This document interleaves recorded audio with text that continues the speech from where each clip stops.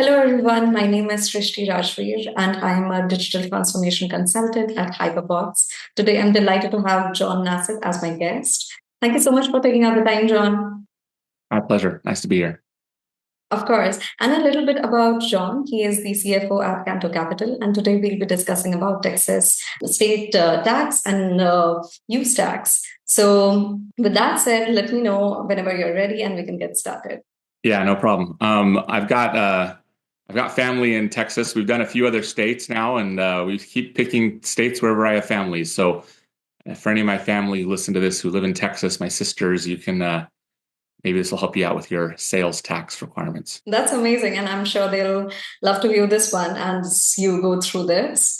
To begin with, could you provide an overview of Texas state sales tax rules for goods and services? So Texas has a pretty what I'd call standard sales use tax model. They have their state level tax, and there's also local jurisdictions have their additional taxes they add on in different scenarios. There are variations, but compared to other states, it's pretty standard type of things for a state from a sales tax perspective. I know that a lot of people think about Texas being low on taxes, and around income tax, there's certainly different rules, and property taxes I know is a big deal in Texas. But here we're just talking about sales and use tax specifically, just to give context. Texas, they charge a sales tax of 6.25% on most taxable items and services. The local jurisdictions also can impose additional sales tax that can bring the tax rate up to like 8.25 in some areas. There are differences in what they will tax on. So goods for such as clothing, electronics, and other things are oftentimes taxable, and even some services are taxable. Can you also give some examples where some of the items might be exempt from sales tax? Texas applies sales tax to several services, and the services that where it does include taxes could be like amusement services, personal services, laundry, cleaning, and other things. Some of the places where it's exemption include groceries, kind of that are unprepared groceries, fruits and vegetables, prescription drugs, or if you're selling things to government agencies or nonprofit orgs, the government doesn't want to pay taxes on those things. So that's some of the exemptions that exist. That's definitely helpful. That brings me to my next question. How do sales tax rate differ across Texas? And can you explain how jurisdictions impact tax rates? The state level and then the different local jurisdictions. But there's also local taxes that cities or counties can impose. For example, 6.25% across the state. But then cities like Houston and Dallas have added, say, an additional 1 or 2% tax, resulting in 8.25% in those areas. Understood. Are there exemptions to Texas sales tax? And could you just give some examples of these exempt items? Yeah, again, so like the unprepared groceries, think your fruits and vegetables. They want people to be healthy is the idea there, and incentivize those.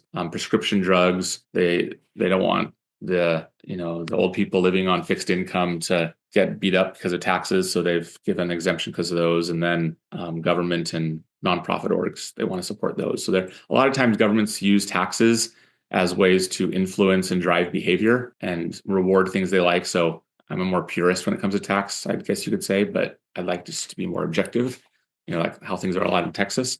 But I guess even Texas is using taxes to incentivize different behaviors or things that they want to reward, I guess, in this case. Understood. And that definitely makes sense and it's very useful.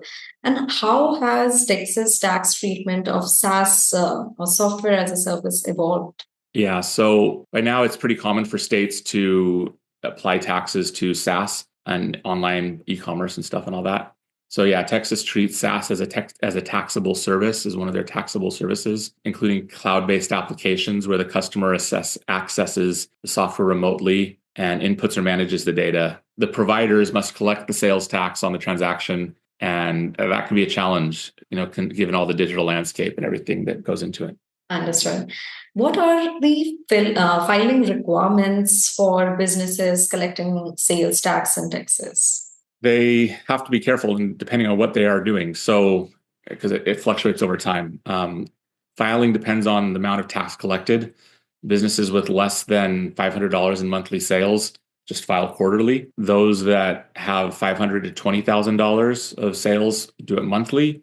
And then businesses collecting over $20,000 have to file semi-monthly. So returns are due on the 20th of each month and just following whatever reporting period you fall into. And how does Texas handle sales tax for out-of-state businesses, particularly with economic nexus laws? So they do have economic nexus, as you say, that requires out-of-state businesses with $500,000 as the cutoff. So with 500,000 or more in Texas in the last year are required to collect and remit the sales tax.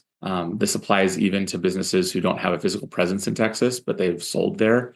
They have to. And I remember when I joined a company that just gone through a bankruptcy and I was doing a turnaround there, Texas can be aggressive in following up and wanting to get their sales tax. If you haven't been doing it or haven't been paying, don't assume they're not going to come and ask. So they want their money, and most states will. Some are more aggressive than others, but Texas is definitely one that will not let you just disappear. Now, that is extremely useful for our viewers, I'm sure. And that brings me to my last question. How can AI tools help companies stay updated with changes in Texas sales tax regulations? Well, if you think about within Texas and whether it's, the different cities, even Dallas or Houston or Austin will probably throw in more taxes.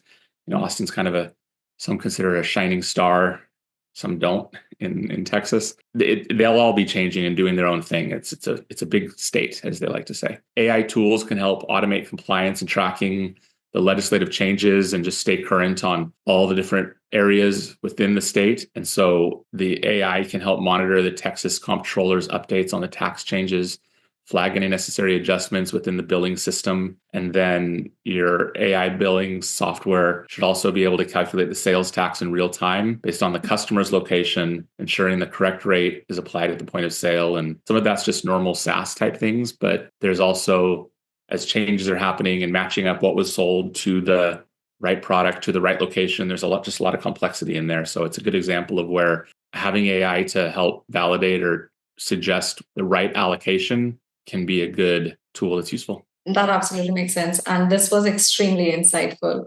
And with that, we have come to an end for today's discussion. And I'm sure, Jon, as your sisters watch this video, they'll be really impressed given your knowledge in the Texas sales tax and use tax department there. Thank you so much for joining us and sharing your insights. And also big thanks to our viewers. I'll see you around. Goodbye and have a good day.